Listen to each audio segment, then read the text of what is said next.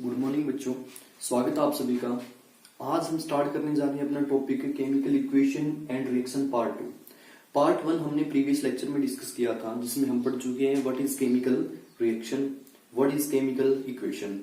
Today we will discuss about balance chemical equation कि balance chemical equation क्या होती है और इसकी एप्लीकेशन क्या है। ठीक है, कोई भी बैलेंस इक्वेशन है उसकी क्या नीड है, why do we need to balance a chemical equation. तो ये सब डिस्कस करेंगे और कुछ मैं एग्जांपल आपको कराऊंगा जिसमें हम बैलेंस करना सीखेंगे, किस मेथड से बैलेंस करते हैं किसी भी केमिकल इक्वेशन को। तो सबसे पहले देखिए डेफिनेशन क्या है, what is balance chemical equation. Balance chemical equation आपकी होती क्या है?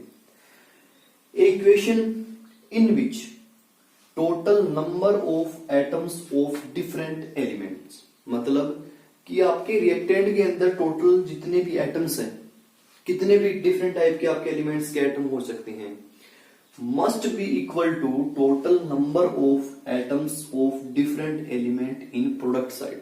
ठीक है, जितने एटम्स आपके रिएक्टेंट साइड है उतने ही एटम आपके कहां होने चाहिए, प्रोडक्ट साइड होने चाहिए।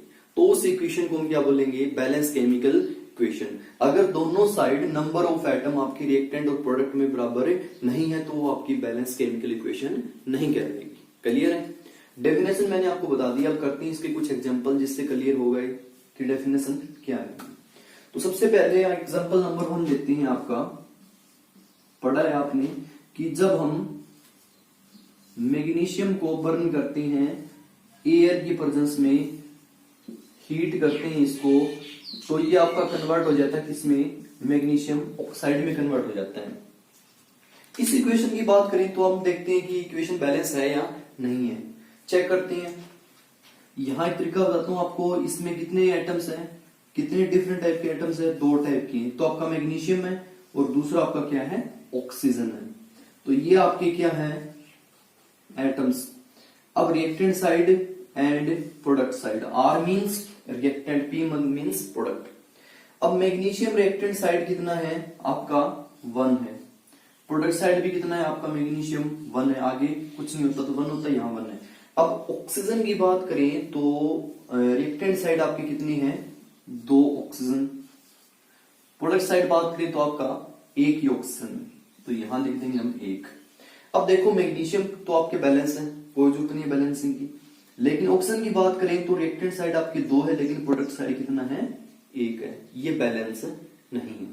तो इसको बैलेंस करने का तरीका है कि आप प्रोडक्ट साइड 2 से मल्टीप्लाई कर दीजिए, जहां भी आपको क्या दिखे, ऑक्सीजन दिखे।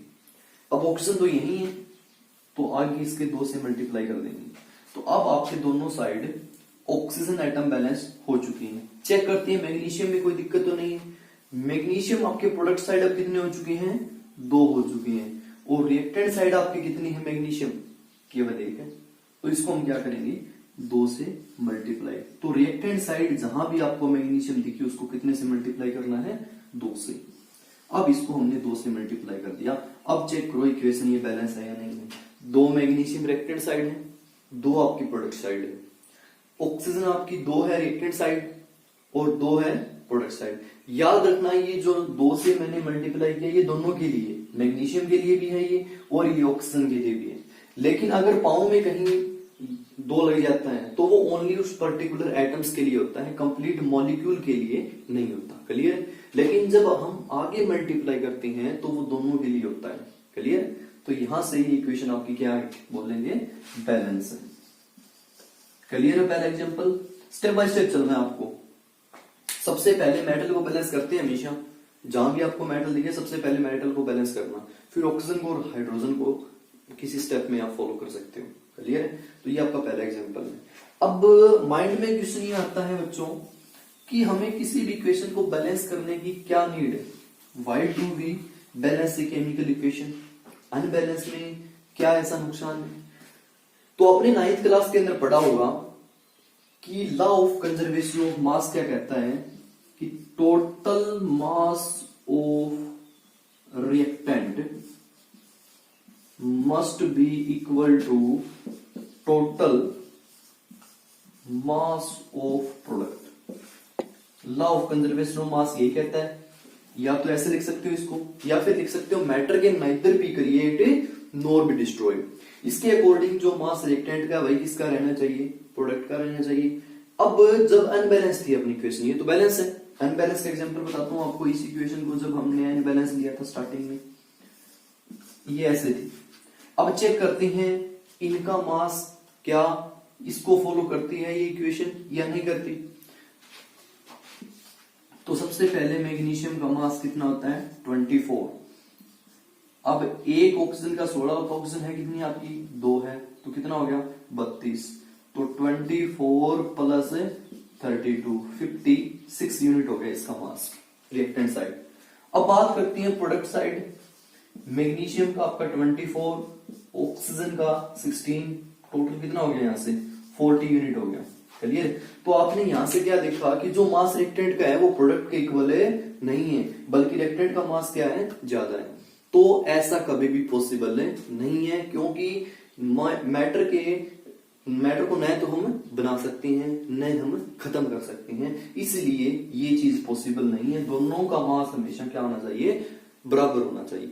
इसलिए किसी भी इक्वेशन को हम क्या करते हैं, बैलेंस करते हैं। तो इस क्वेश्चन का आपका आंसर हो जाएगा why do we need to balance a chemical equation. हमें किसी भी केमिकल इक्वेशन को बैलेंस करने की क्या नीड है, because it must follow law of conservation of mass. ये law of conservation of mass को फॉलो करनी चाहिए। If it does not follow then we have to need the balance any equation. Clear. तो ये आपका यहां से पहला एग्जांपल हो गया। और एग्जांपल डिस्कस करते हैं। कंसेप्ट ये बैलेंसिंग वाला एग्जांपल से क्लियर होगा बच्चों। जितने एग्जांपल ज्यादा करोगे उतना ही आप परफेक्ट होते जाओगे इसमें। एग्जांपल नंबर 2 हम डिस्कस करते हैं कि हमने मीथेन को बर्न किया। हमने मीथेन को बर्न किया किसकी प्रेजेंस में, ऑक्सीजन की प्रेजेंस में। और इससे हमने क्या बना लिया, कार्बन डाइऑक्साइड बना लिया, प्लस में यहां से हमारा क्या बन गया, वाटर। तो याद रखना ऐसा नहीं है कि आपको केमिकल इक्वेशन ही मिलेगी। हो सकता है केमिकल रिएक्शन दे दे आपको, उससे आपको केमिकल इक्वेशन बनानी पड़ जाए और बाद में आप उसको क्या करोगे, बैलेंस करोगे। तो एग्जांपल नंबर 2 की बात करें तो मीथेन का फार्मूला आपको पता है क्या होता है, CH4। ऑक्सीजन का आपका फार्मूला होता है क्या, O2। कार्बन डाइऑक्साइड का आपका फार्मूला होता है क्या, CO2। और वाटर का आपका फार्मूला होता है क्या, H2। क्लियर। अब चेक करते हैं उसी तरीके से। एटम्स लिख लेते हैं यहां, रिएक्टेंट साइड, प्रोडक्ट साइड। तो सबसे पहले आपके कार्बन, कार्बन कितना है रिएक्टेंट साइड 1, प्रोडक्ट साइड भी कितना है 1, तो दोनों 1 1 है। अब बात करते हैं आप हाइड्रोजन कितनी है 2 है, यहां 4 है। रिएक्टेंट साइड आपकी हाइड्रोजन कितनी है 4, ये देखिए 4, और प्रोडक्ट साइड आपकी कितनी है 2 है। तो ये आपके हाइड्रोजन हो गया। बात करते हैं ऑक्सीजन की, 2 है, प्रोडक्ट साइड कितनी है आपकी 2, तो यहां है और 1 यहां है, टोटल हो गया आपकी 3। ध्यान से देखिए एक चीज आप है कि कार्बन को बैलेंस करने की जरूरत नहीं है, ऑलरेडी बैलेंस है कि दोनों साइड 1 1 एटम्स है, तो इसको बैलेंस करने की जरूरत आपको नहीं है। अब आते हैं किसके ऊपर, हाइड्रोजन के ऊपर। रिएक्टेंट साइड आपके 4 है, प्रोडक्ट साइड आपके 2 है, मतलब ट्वाइस है रिएक्टेंट साइड आपके। तो आप ये करिए कि प्रोडक्ट साइड जहां भी आपको हाइड्रोजन दिखे कितने से मल्टीप्लाई कर दीजिए 2 से, ताकि 2 दूनी 4 4 4 हो जाए दोनों साइड। तो हाइड्रोजन तो आपके ऑर्डर में ही है, तो इसको आपने क्या कर दिया 2 से मल्टीप्लाई कर दिया। अब दोनों साइड आपके हाइड्रोजन बैलेंस हो चुके हैं 4 और 4। अब रह गया आपका क्या, ऑक्सीजन। देखते हैं कितनी ऑक्सीजन आपकी रिएक्टेंट साइड 2 है, 2 है। प्रोडक्ट साइड आपके 2 से मल्टीप्लाई करने पे अब कितनी हो गई 2 और 2 4, तो यहां लिखेंगे हम कितनी हो गई आपकी 4। अब रिएक्टेंट साइड आपकी 2 है और प्रोडक्ट साइड आपकी ऑक्सीजन कितनी है 4 है। तो इसको हम क्या करते हैं, जो भी रिएक्टेंट साइड आपकी ऑक्सीजन है इसको कितने से मल्टीप्लाई करना पड़ेगा 2 से। अब ऑक्सीजन तो आपको यही दिखाई दे रही है रिएक्टेंट साइड, तो इसको आप कितने से मल्टीप्लाई कर दोगे 2 से। क्लियर है।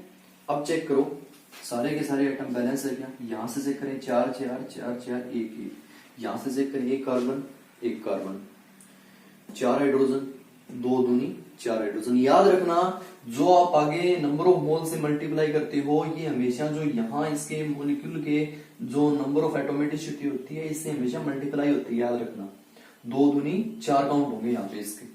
और ये जो 2 है मैंने पहले बताया आपको दोनों का काउंट होता है, ऑक्सीजन का भी और हाइड्रोजन का भी। तो ये 2 दूनी 4, 4 यहाँ पे। ऑक्सीजन की बात करें तो 2 दूनी 4, 2 इसके पाँव में 2 हो गई और 2 आगे लगा, टोटल कितनी हो गई 4। तो ये आपकी सेकंड एग्जांपल है बैलेंसिंग का। एक एग्जांपल और लेते हैं बच्चों बैलेंसिंग का।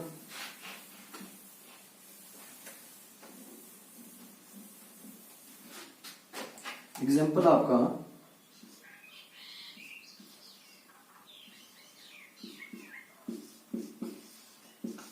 iron react with steam is converted into iron oxide and water। ये आपकी कोई रिएक्शन दी हुई कि आयरन को स्टीम की प्रेजेंस में जब हम रिएक्शन करवाते हैं तो ये आयरन ऑक्साइड और वाटर में कन्वर्ट हो जाता है। तो सबसे पहले देखिए आयरन को आप लिखते हो Fe से, ठीक है। सैंपल आप याद रख लेना, 9th क्लास में आया था सैंपल सभी एलिमेंट्स के। तो एक बार अगर लर्न नहीं है तो आप एक बार 9th क्लास में जाके आप देख सकते हो कि आयरन का सैंपल क्या रहेगा। उसके बाद स्टीम, स्टीम आपको पता है वाटर होता है। स्टीम के लिए हम क्या वर्ड यूज, क्या इक्वेशन यूज करेंगे, H2O यूज करेंगे सैंपल। नेक्स्ट आपका आयरन ऑक्साइड। अब यहां थोड़ी सी दिमाग में ये आता है कि आयरन कौन सी स्टेट वाला है, +2 वाला है या +3 वाला है, ठीक है। तो जनरली आयरन आप +3 वाले लेते हो, ठीक है। तो यहाँ पे आप कौन सा यूज करोगे, Fe2O3। अब आप कहोगे सर ये कैसे बना, ये ऐसे बना कि आयरन के ऊपर चार्ज है आपका +3। मैंने बताया आपको +3 बार लेना। मोस्ट ऑफ केसेस में आयरन +3 रिएक्ट करता है वाटर के साथ, ठीक है। अब सेकंड आपने ले लिया ऑक्सीजन। ऑक्सीजन के ऊपर आपको पता है ऑक्साइड के ऊपर -2 होता है। ऐसे बन गया ये आपका, ये चार्ज इसके पाँव में, ये चार्ज इसके पाँव में, Fe2O3।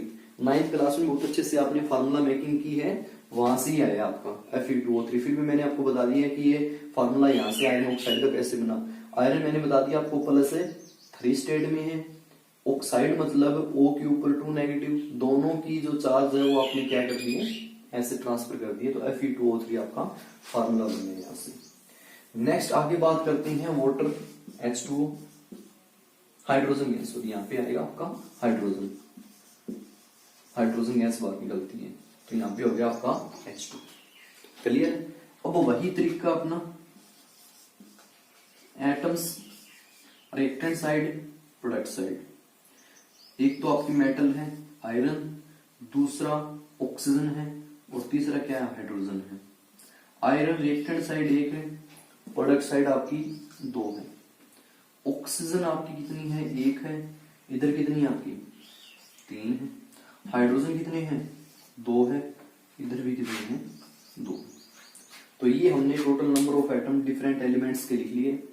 रिएक्टेंट साइड कितनी है और प्रोडक्ट साइड कितनी है। अब करते हैं बैलेंस। सबसे पहले देखो आपकी आयरन मेटल बैलेंस नहीं है। रिएक्टेंट साइड आपकी कितनी है, 1 है और प्रोडक्ट साइड आपकी कितनी है, 2 है। तो सबसे पहले हम बैलेंस करते हैं किसको, आयरन को 2 से मल्टीप्लाई करके। जहां भी रिएक्टेंट साइड आपको आयरन दिखे उसको आप 2 से मल्टीप्लाई कर दो। क्लियर है। तो ये मैं सिंपली लिख देता हूं 2 आयरन। तो यहां से आपका आयरन एटम जो है वो बैलेंस हो चुकी है, ठीक है। अब आते हैं ऑक्सीजन पे। अब यहां से आप ध्यान से देखो, यहाँ ऑक्सीजन 3 है और यहाँ कितनी है, 1 है। तो हम क्या करेंगे, रिएक्टेंट साइड जहां भी आपको ऑक्सीजन दिखे उसको 3 से मल्टीप्लाई कर दोगे। तो रिएक्टेंट साइड तो यही ऑक्सीजन और कहीं नहीं, 3 से मल्टीप्लाई कर दिया आपने। तो दोनों साइड एक तो आपकी आयरन बैलेंस है, ऑक्सीजन बैलेंस है। अब आते हैं हाइड्रोजन के ऊपर। 3 दूनी 6 हो चुकी है रिएक्टेंट साइड। प्रोडक्ट साइड आपकी उतनी ही है, 2। अब करते हैं प्रोडक्ट साइड कितने से मल्टीप्लाई, 3 से। जहां भी आपको हाइड्रोजन दिखे 3 से मल्टीप्लाई कर दो। अब चेक करो क्या बैलेंस है क्या, 2 आयरन 2 आयरन, 3 ऑक्सीजन 3 ऑक्सीजन आपकी, 3 दूनी 6 हाइड्रोजन, 3 दूनी 6 हाइड्रोजन। तो ये आपकी बैलेंस इक्वेशन है। तो बच्चों बैलेंसिंग के मैंने आपको 3-4 एग्जांपल कराए हैं। होपफुली सबको समझ आ गए होंगे। बाकी जितनी आप प्रैक्टिस ज्यादा करते हो उतने कंसेप्ट क्लियर होते जाते हैं। आपको वर्ड इक्वेशन मिलती है, उसको आपको केमिकल इक्वेशन में वर्ड रिएक्शन मिलती है, आपको उसको इक्वेशन में कन्वर्ट करो, फिर उसको बैलेंस करो। बहुत सारे एग्जाम्पल आते हैं, तो प्रैक्टिस करिए थोड़ी। नेक्स्ट लेक्चर में हम डिस्कस करेंगे केमिकल रिएक्शन के कितने टाइप होते हैं, उनके टाइप डिस्कस करेंगे। आज इतने मैंने एग्जाम्पल कराए, उनकी प्रैक्टिस कर लेना अच्छे से। Thank you.